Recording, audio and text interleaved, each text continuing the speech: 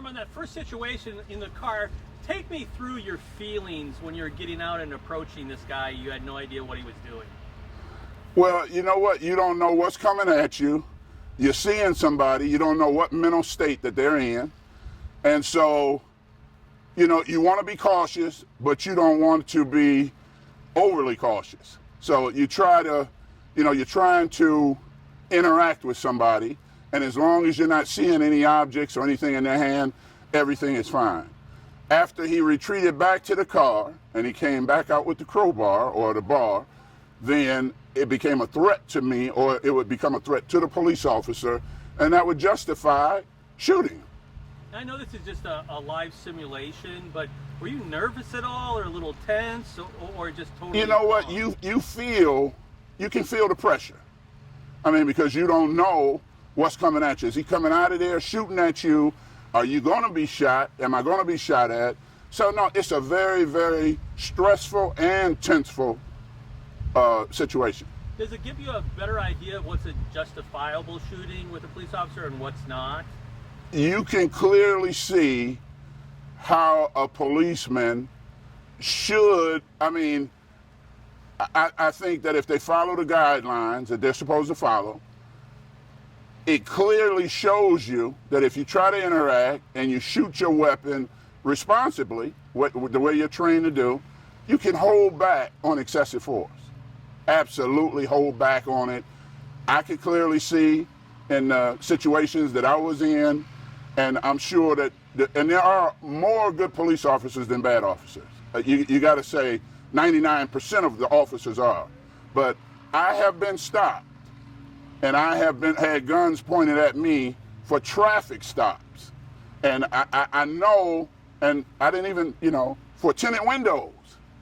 And they were factory tinted windows from the shop.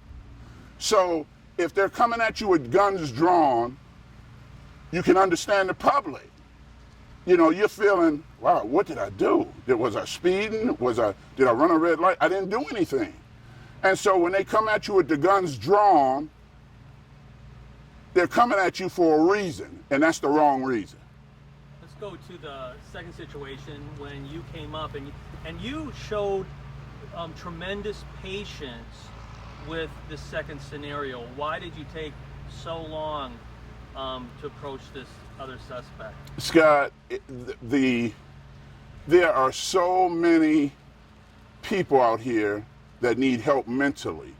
I mean, the numbers are staggering, and they're good people. They're not bad people. So you can't call them retarded or crazy, because they are not.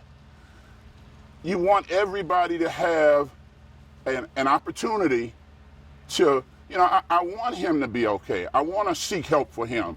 I want him to go home to his family alive. I want him not to harm himself or for nobody to harm him. So you take every precaution as possible. I saw no weapon on him. I saw nothing. I tried to console him and talk to him in a way that, let me talk to you. We've been getting some calls. I want you to be okay. And I was backing up. I even gave him an opportunity as I backed up away from him.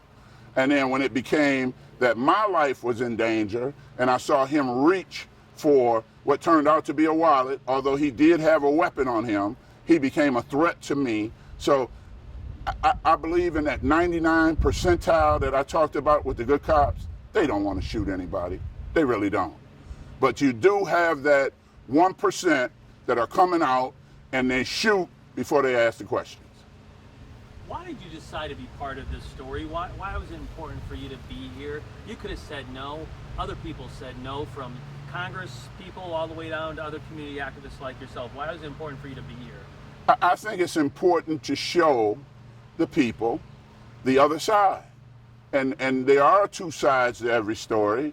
And, we want the Department of Justice and the Cleveland Police to make it better for everybody. The murders, the unnecessary murders, the unnecessary killings have to stop.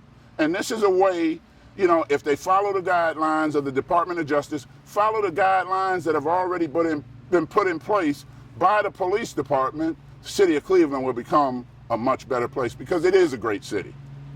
How does this help you think people in the community and residents to understand what police go through and maybe how to change that relationship? A policeman's job is very complicated. It's a very hard, a very stressful job.